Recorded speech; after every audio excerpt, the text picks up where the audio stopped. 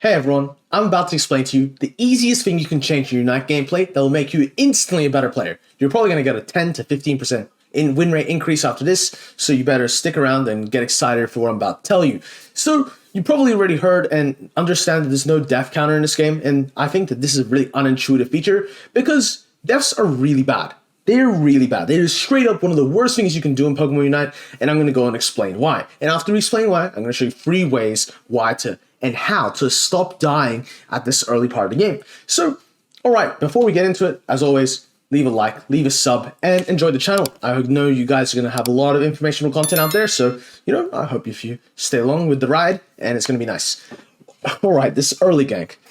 Deaths in Pokemon Unite usually happen in one of 3 ways. 1, you get caught out because you're not paying attention, and a lot of enemies use Unite moves on you, and they kill you. 2, you get caught out because you're not really, aware of what's happening and you're in the wrong place at the wrong time, and then you end up getting smacked by a bunch of enemies. And 3, you get outplayed. Like the enemies just run up to you and they overpower you. So that's one of them, right? So in these 3 situations, honestly, the first 2 are avoidable. You never need to be in a situation where the enemy can kill you for free.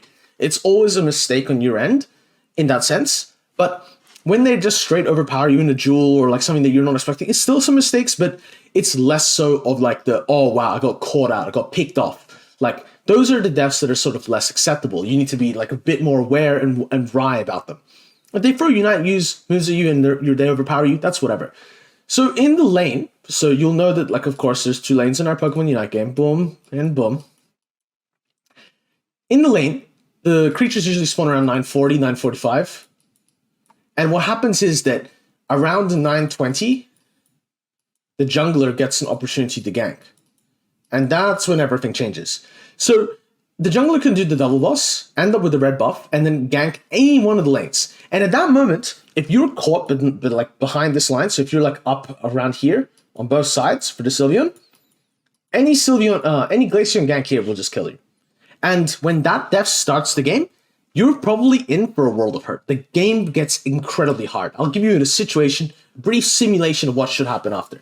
So after they take you down for the first time, let's just say in the bot lane, they'll go and finish all the farm that hasn't been taken already, and they'll push home your friend who's on that pad with you. If the jungler doesn't gank your lane, or is even slower, let's just say 9 or 5 clear, your friend will die on the pad defending, and then you will let through 50 to 60 points. After the 60 points go through, the next thing happens, which is wonderful. Your jungler comes late and then dies as well to the free man on your pack. And so now you have 3 deaths in the lane, all because you just sat up here. And if that's where you think it stops, it doesn't. It gets worse. You lose the bees, and then you instantly run back into the lane, and you meet the 3 people again, and they kill you again, and you're like, oh, I wonder what's happening. You right now are in shock. You don't really notice it, but you've thrown a majority of the game. I'd say you have to spend 60% of the game recovering what you've just done here. But anyway, let's continue with the example. So after your death, they go and clean up all the farm. They go run up to this, supposed lanes. They meet you in the middle. And because there's so many levels on top of you, when at the 8-minute bees in the middle, they're going to wipe you again, and they're going to go break your pad and then take over top lane. And at that point, the game is completely out of your control. And you've created a situation which is unbearably difficult to play into. So you're going to probably ask me, how do I stop this? It's quite simple. Don't die. And yeah, I know, it sounds so simple. It's pretty simple. The moment at 925, if you're above this mark in either of the lanes, you're probably going to be in some problems if they have an early ganker. So think about that, be logical, be intelligent, and don't do it. Because when you stop doing this type of play, you're going to open yourself, of course, up to getting 1v1, then individual matchups. It's okay. It's fine. If you get outplayed, whatever. Dying because this script is telling you you're going to die, and you're like, yeah, sure, I'm G of it. You're going to cause yourself some problems, and you're going to make it really hard for you to win games, really hard for you to play in the competitive level, because this is just something that is just so obvious. It started from Season 1, where we had pro player Toon Slim. He would do the early Sylveon gank, and would catch players off guard over and over again. And now with all these EVs in the mix, everyone's getting early ganked every single game. You need to be aware of this. You need to not fall for this. You need to be better. So, okay, that's one way. You can play safe, play a below this line. So pretty much all of this part of the lane is free for you. Respect the jungler. When they come in, don't let them hit you 3, 4, 5 times for fun. Eject away. If you think that you could die if they hit you for free, eject away. Don't give it the chance. Eject away. Or if you can eject away, X speed or whatever you have part of your moves. use it safely and use it without getting stunned.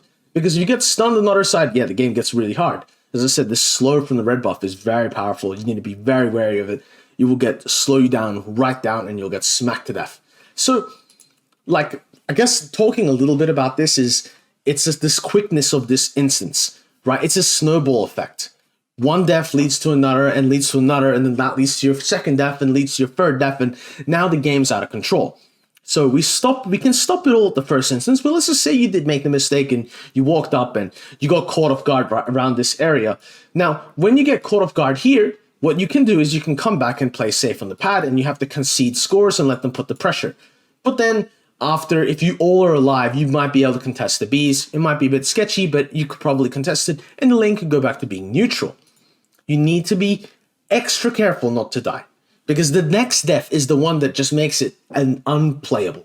Because you've given the extra points, you've given extra levels, and now they can go and push it into your enemy, your ally there. So the next part about that death part is this 8-minute Bs that become quite problematic.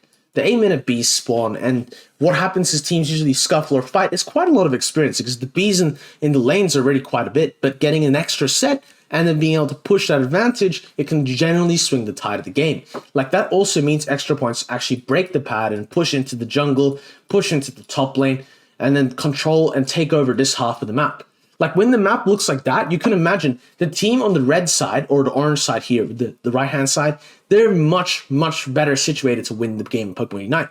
And that's what you want to put yourself in the situation to win every single time. So, if I haven't gotten this point across, stop dying. It's terrible. It doesn't make any sense. A lot of the time you don't need to. And this is why they need to add a death counter in Pokemon Unite, because you need to see players actually understanding and learning from their mistakes. If you have 12 deaths in a game of Pokemon Unite, it's 10 minutes long, you probably spend the majority of the game dead.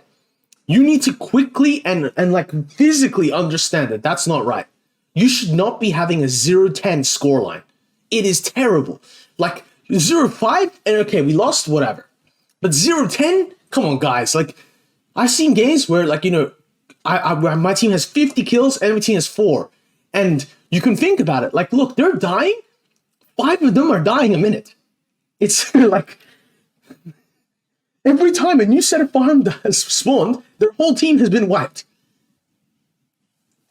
Think about that. Now, okay, of course, if you guys enjoyed this video talking a little bit more about one of the intricate parts of the game, something probably not as explored as it needs to be, let me know. Of course, drop it down in the comments, like the video, sub to the channel, and let's get it going. I'll be dropping a lot more of these tip-type videos. I'll be really hoping to educate the player base. I'm really excited to be playing EUIC in London, and I'm also have qualified for the March qualifier of the OC region, of course. So top 4 ready. So, I mean, it's going to be kind of nice, good to see how it all plays out. Anything can happen. So, you know, we enjoy that. All right, guys, I wish you all a wonderful day.